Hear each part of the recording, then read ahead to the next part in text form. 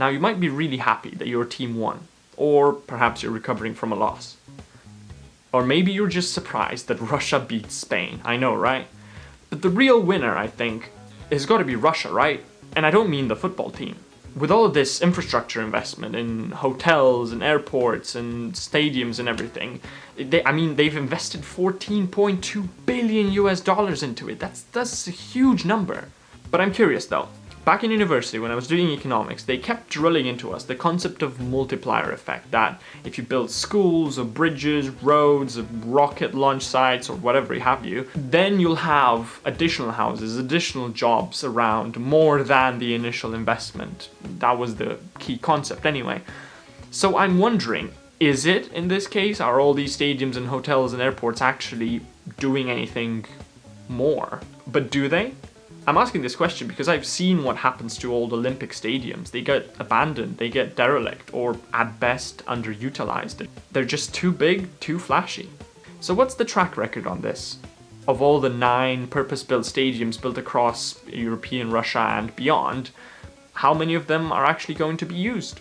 Looking at past World Cups, the stadiums do get used, so it's not as bad as Olympic stadiums, whether it's the Maracanã in Brazil or perhaps the one in Athens. But since stadiums don't employ nearly as much people as something like a shopping mall for the same surface area, and they won't really ever hit the same jaw-dropping ticket sales, that is, as when they did for the World Cup. So I'll chalk that down to a bad investment. In pure monetary terms anyway, it doesn't really make sense. If we look at hockey, American football, and basketball in the US, we find that the larger the seating area, the more seats they have, the lower the return is for the municipality in terms of tax revenue, because that's a very often used argument as to why we should build them. Oh, they'll bring tax. But they often don't get used nearly as much as they would during the World Cup. Like, think about it. These are 50,000, 60,000 seaters in a city that doesn't really have teams to back that up. But we'll get back to that in a second. Hockey and basketball arenas tend to fare better, but that's more because of their size rather than anything else. Because as you go past 20,000 seaters, you go past the break-even point and it's very hard to cover your costs. There's a Stanford study to back this up as well. Even then, in Russia, there's only a handful of teams that can bring thousands and thousands of fans to a match. Only in Rostov and Yekaterinburg can you actually get about 4, 5, maybe 9,000 at a stretch fans to a match. And that's what, 25% utilization rate for a 50,000 people stadium?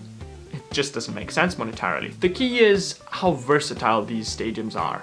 Can they be repurposed to host concerts and other kinds of events like festivals? If they can, and they can make extra money that way, then they might break even. There's no talk about profit in this because the costs are just too much. On average, they cost about 200 million US dollars per year, and municipalities and cities and towns and regional governments often get laden with these costs rather than it being taken by the state, where they might be able to do some savings. But if all they do is host matches, they will be fiscal black holes. That's a reality. But the bigger problem is whether there's a plan for them. London looked at their Olympic stadiums before 2012, before they were even built, and thought ahead, how can we repurpose them? But it seems that Russia hasn't really gone through that process, so I'm really suspicious whether they'll make any money at all. Except World Cups are different, aren't they? Brazil, South Africa, Russia now. These countries have something to prove. They want to show that they are up there, that they've got the economic muscle to build these things, to showcase their true power.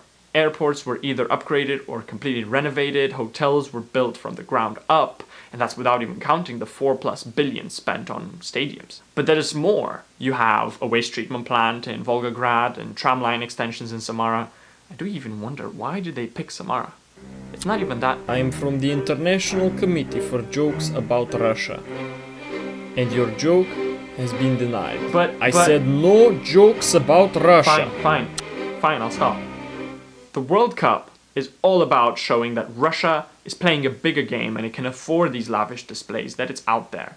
Why do I say that? Because at the time, in 2010, when it first applied to host the World Cup, Russia had just experienced more than a decade of straight economic growth, but it also wanted to show that it was ready to come back on the world scene. Problem is, the past 8 years since they've applied for the bid have, in foreign policy lingo, been weird. At the moment, looking at past World Cups, whether it's Brazil, South Africa, Germany, they brought in tons of tourists and all of that good stuff. Investment, spending, sponsorships, etc. But with Russia, we're looking at a slightly different situation because of those 8 years. Russia has two problems. One, the World Cup costs a ridiculous amount of money. Not only did they build new infrastructure, but some of it was built in particularly difficult places. They knew, for instance, it was a swampy island they were building the stadium on in Kaliningrad, and they still built it. Not only that, but the costs also ballooned because of corruption. I am from anti-corruption organization in Russia. Wait, I thought you were working in the committee for jokes about Russia or something. What are you, double shifting now? There is no corruption in Russia. Fine. I don't want to get in trouble. But a lot of fans, especially English ones, don't want to come to the Cup, partly because of that whole poisoning thing that went down. So tourism isn't looking as peachy as it would have 3-4 years ago. To wrap it up, in case he's still listening to me, the World Cup is going to cost a lot of money for a one-off expense in order to show how Russia is doing great. And it's doing great! Yeah! So the biggest loser will most likely end up being the municipalities and regional governments that get saddled with all the debt for them stadiums, regardless of who wins the cup. But hey, if you're a football fan of someone other than Germany, or FIFA, or a bar selling beer, then you're happy. Don't worry about it. So there's no problem. Until the next World Cup, that is. But I hear it's not really that expensive to build on top of desert.